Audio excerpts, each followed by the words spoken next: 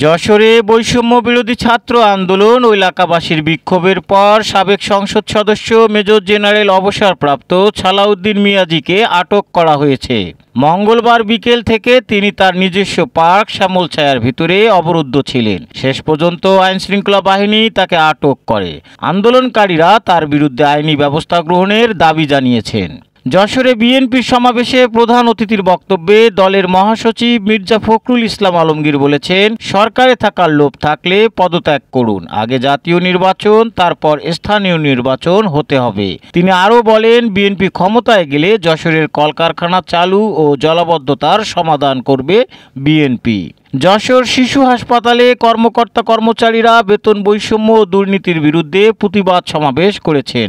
তারা হাসপাতালের অনিয়ম, দালাল চক্র ও প্রশাসনের ক্ষমতার অপব্যবহারের বিরুদ্ধে ব্যবস্থা নেওয়ার দাবি জানিয়েছেন।